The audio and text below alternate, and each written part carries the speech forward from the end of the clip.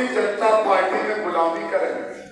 इसी तरह के लोगों ने बाबा साहब को धोखा दिया।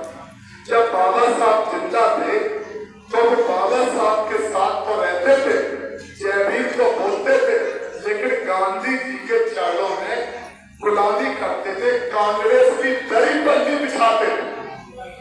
धन्य मोहनलाल काशीराम साहब, कांग्रेस पार्टी ने परम पूज्य बाबा साहब की बनाई हुई RPI, Republican party of India, RPI को कांग्रेस पार्टी ने बाबा साहब के सामने खत्म कर दिया। बाबा साहब को कांग्रेस पार्टी ने उनके जीवन में कभी संसद में चढ़कर नहीं आने दिया। क्या आप लोगों को ये अपमान नहीं लगता है? अगर आपको अपमान लगता है कि कांग्रेस पार्टी ने हमारे परम पूज्य बाबा साहब, हमारे बसिया, हमारे भगवान को संसद में चुनकर नहीं आने दिया था, तो जब तक हम जिंदा रहेंगे कांग्रेस पार्टी को पनपने नहीं देंगे, उसको खत्म करने का। ये बाबा साहब कहते हैं कि कांग्रेस के कभी 4 आने के मेंबर नहीं बने, लेकिन आज कुछ गलत लोग जो जय भीम बोलते हैं और कांग्रेस पार्टी के अंदर दरी पल्ली बिछाते हैं। हमने इस बात को क्यों कहा? अगर जय भीम बोलने वाले लोग, फिर दोबारा मैं इस बात को कहता हूं, सब लोग सुन लो कि जितने लोग आज जय भीम बोलते हैं, हम हरदोई में लगातार बोलते हैं। हम जहां जाते हैं तो हमें सबसे ज्यादा बाबा साहब की प्रतिमा लगी नजर आती है। और जो ये जय भीम का झंडा है, जिस पर ये चक्र छपा और जय भीम लिखा है, हमें बीएसपी का झंडा नहीं दिखता, लेकिन ये चक्र वाला हम सोचते कि असली वाला है कि नकली वाला, क्योंकि जो बीएसपी का झंडा लगाता है तो वो तो पता चल जाता है कि ये तो असली वाला है, हाथी वाला है। अब चक्र वाले में ढूंढते हैं कि ये असली वाला होता तो बीएसपी का भी लगाता, कहीं ये सपा का ना हो, कहीं ये भाजपा का ना हो, कहीं ये कांग्रेस का ना हो, क्योंकि सबसे ज्यादा चोर जय भीम बोलने वाले वो इसी में घुस गए, अलग अलग पार्टियों में जाकर बीएसपी को कमजोर करते। अरे लोग तो यहाँ तक कहते कि बीएसपी खत्म हो गई, सुनते हो आप लोग? कहते बीएसपी तो खत्म हो गई। जिस दिन बीएसपी खत्म हो जाएगी, जब आरपीआई खत्म हो गई थी, तो जो जय भीम बोलने वाले लोग थे वो कांग्रेस में दरी बंदी बिछाते थे, कांग्रेस के नेताओं की गुलामी करते थे। विधायक और सांसद तो बनते थे, लेकिन विधायक और सांसद बनने के बाद नंबरदार के दरवाजे फूटे कप में चुकटते में चाय पीकर, मटन पीकर समाज का अपमान करने का काम।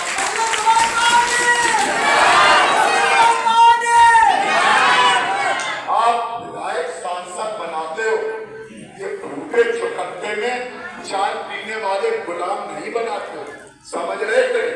आपको सांसद विधायक बनाना है, ना कि आपको जय भीम बोल दिया और वो फूटे चुकटते में चाय पीना नंबरदार की दरबार। तुम्हें शर्म नहीं लगती? अभी चुनाव में जितनी रिजर्व सीटें परम पूज्य बाबा साहब ने गोलमेज कॉन्फ्रेंस में, एक परम पूज्य बाबा साहब का एक बेटा दुनिया से चला गया, बीमारी में, इलाज के अभाव में वो दुनिया छोड़कर चला। माता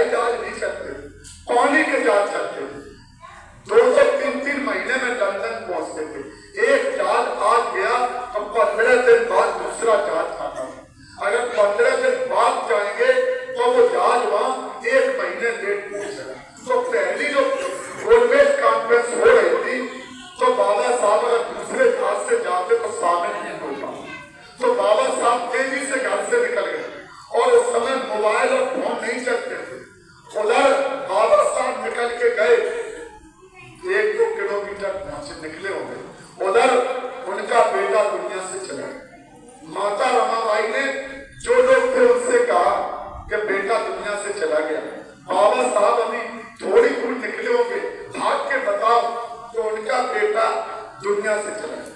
तो लोग भाग के गए, भागते भागते पता उस समय सड़क पर तक चलने नहीं दिया जाता था। खेत खलिहान से लोग भाग के गए, बाबा साहब मिल गए, कांगे से जा रहे, चिल्ला चिल्ला के बाबा साहब। बाबा साहब ने देखा कि लोग हमें चिल्ला रहे, तांगा रुकवाया, बताओ कि बाबा साहब आपका बेटा दुनिया से चला है। और माता जी ने कहा है कि बाबा साहब को बता। बाबा साहब थोड़ी देर को रुके और सोचे कि एक बेटा दुनिया से चला है, हम अगर लौट के जाएंगे तो हम उस बेटे को बचा नहीं पाएंगे, हम वो तो चला ही गया। अगर हम लंदन ना गए इस जान से, तो जिनके अधिकारों के लिए हम लड़ने जा रहे हैं, तो ये धरती जब तक रहेगी, हम जिन लाखों बेटों की जिंदगी को बचाने के लिए हम जा रहे, अगर ना गए तो हमारा एक बेटा तो चला गया, लेकिन आगे हजारों लाखों बेटों की जिंदगी बर्बाद हो जाएगी। तो हम एक बेटे के लिए अपने लाखों बेटों की जिंदगी को कुर्बान नहीं कर सकते। हमारा एक बेटा चला गया, सोचो।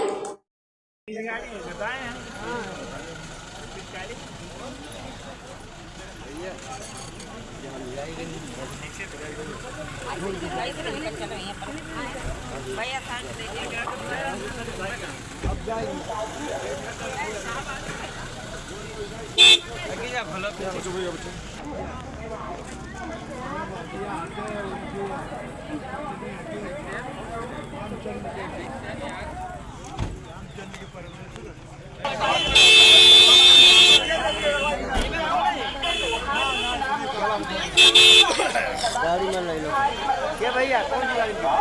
भीमराव अम्बेडकर सर्व समाज के सम्मान में रहे जी मैदान में, झंडा प्रतीक खुशहाली का, मन में जोश भर देगा।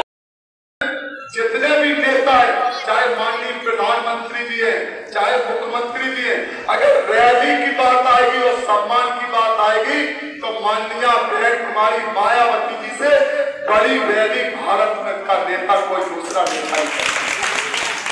ये इस बात का भी चुनाव, ये इस बात का सम्मान का भी चुनाव। इसलिए आप सभी लोगों से, आप लोग यहाँ इकट्ठे हुए, आपका हृदय से ये जहाँ हम लोग क्षेत्र में चल के आए, ये हम आपके गांव की मिट्टी को हम नमन करते हैं कि आपने ऐसी जगह पर परम पूज्य बाबा साहब तथागत बुद्ध का इतना अच्छा बौद्ध विहार बनाकर आपने जगे होने का। इस समय जगना बहुत जरूरी है। पहले तो जगते रहते थे मेहनत मजदूरी करने के लिए, अब जगना काहे के लिए? अब सत्ता के लिए जगना है, सरकार बनाने के लिए जगना है। सड़कें बहुत बनाई, खेत खलिहान बहुत किए, बड़े बड़े महल बहुत बनाए, लेकिन जो लाल किला है ना, इसको भी हमारे आपके पुरखों ने बनाया है। तब ये जेसीबी नहीं थी, ये बड़ी बड़ी क्रेनें नहीं थी कि क्रेन से पत्थर उठाया और लाल किले पे रख दिया। अब कहीं जाना, ये फोर लेन नहीं बन रहे हाईवे, वहाँ भारी भारी क्रेन जो है उठा के पत्थर को रखते थे, मजदूर नहीं। लेकिन जब ये लाल किला बना होगा तो हमारे आपके पुरखों ने ये पीठ पर लाद के पत्थर पहुंचाए, उनके शरीर का जो पीठ छेली होगी उसका खून भी इस लाल किले के पत्थरों में लगा हुआ। वो चिल्ला चिल्ला के कहता है, जब भी 15 अगस्त 26 जनवरी को कोई प्रधानमंत्री जब लाल किले से झंडा फहराते तो वो हमारे आपके पुरखों का खून वो देखता होगा कि हमने बनाया लाल किला और ये निठल्ले जो झंडा फहरा रहे और हमारे जो वोट का अधिकार बाबा साहब देकर गए, तो वो लोग क्या कर रहे हैं? आखिर वो क्यों नहीं जग रहे हैं? वो अपनी वोट की ताकत से, अपने बीच से किसी को भेजकर लाल किले पर झंडा क्यों नहीं फहरवाते? इसलिए आपकी जिम्मेदारी है, अब की 2024 का जो चुनाव है, ये देश के प्रधानमंत्री का चुनाव है। तय कर लो कि 2024 में आप लोग यहाँ से सांसद बनाकर आप तय कर लो कि जब 2024 का चुनाव जब खुलेगा और जब संसद में प्रधानमंत्री का जब शपथ होगी, तो शपथ और कोई नहीं, माननीय बहन कुमारी मायावती जी प्रधानमंत्री पद की शपथ लेंगे। ये इस बात का चुनाव है। आप लोग इधर इकट्ठे हुए, आपका मैं हृदय से लाख लाख बार आपके चरणों में नमन करते हुए हम अपनी बात समाप्त करते हैं। जय भीम, जय भारत।